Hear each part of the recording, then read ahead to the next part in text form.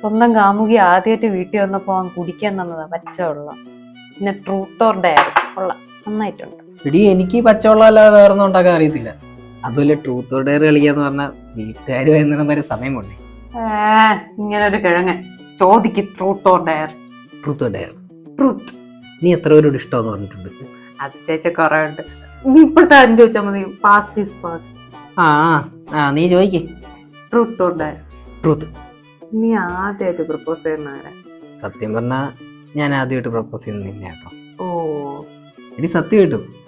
പിന്നെ ഇനിയിപ്പോ എന്തായാലും നീ ഡെയർ പറയത്തില്ലെന്ന് എനിക്കറിയാം. ഞാനത് ചോദിക്കാം. നീ ആരുടെയെങ്കിലും റിലേഷൻഷിപ്പ് ബ്രേക്ക് ചെയ്യാൻ എന്തെങ്കിലും ചെയ്തിട്ടുണ്ടോ? അങ്ങനെ ചോദിച്ചോ ഒരു പ്രാവശ്യം കോളേജ് പഠിക്കുമ്പോ. അതാരുടെ ആയിരുന്നു? എനിക്ക് റൂംമേറ്റ് ഉണ്ടായിരുന്നേ. അവളൊരു പയ്യനായിട്ട് ഭയങ്കര ഇഷ്ടമായിരുന്നു.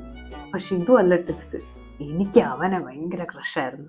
അവൾ കുളിക്കാൻ പോകുന്ന സമയത്ത് ഞാൻ അവളെ ഫോൺ എടുത്തിട്ട് എല്ലാ ആമ്പിള്ളേരുമായിട്ട് അങ്ങ് ചാറ്റ് ചെയ്യും. പിന്നെ അവളെ വരുമ്പോൾ അങ്ങ് ഡിലീറ്റും ചെയ്യും. പിന്നെ അവരായിട്ട് അങ്ങ് ബ്രേക്കപ്പ് ആയി.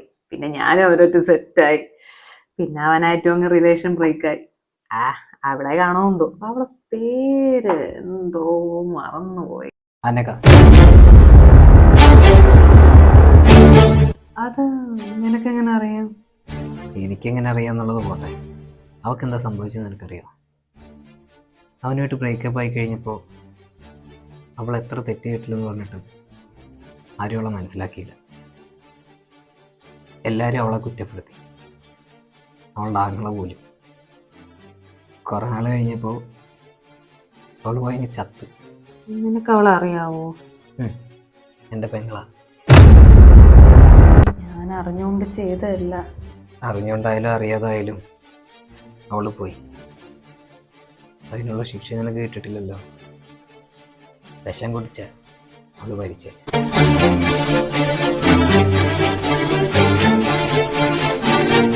പേടിക്കണ്ട, അത്ര സിമ്പിളായിട്ട് ഞാൻ നിന്നെ കൊല്ലത്തില്ല. എനിക്ക് ആദ്യം മുതൽ നിന്റെ ഒരു സംശയം ഉണ്ടായിരുന്നു. അപ്പം അതിൽ നിന്റെ അടുത്ത് കാര്യങ്ങളൊക്കെ തിരക്കണമെന്നുണ്ടായിരുന്നു. പക്ഷെ നേരെ ചോദിച്ചാൽ നീ പറയത്തില്ലല്ലോ. അതുകൊണ്ടാ പ്രേമം നടിച്ച് കൂടക്കൂടിയത്. നീ ഇതുപോലെ നിന്റെ കാര്യത്തിന് വേണ്ടി എത്ര പേരുടെ ജീവൻ നശിപ്പിച്ചിട്ടുണ്ടാവും. അതൊന്നും നിനക്കൊരു പ്രശ്നമായിരിക്കത്തില്ല. പക്ഷെ എല്ലാവരും വെറുതെ വിടുന്ന പോലെ നിന്നെ ഞാൻ വെറുതെ വിടത്തില്ല. മുന്നിൽ കത്തി കണ്ടോ നീ വെറുതെ പ്രയോഗിക്കുമെന്ന് എനിക്ക് അറിയായിരുന്നു. അവളോട് നേരിട്ട് പറയാൻ ബാക്കി ഇച്ചിരി മാപ്പുണ്ട്.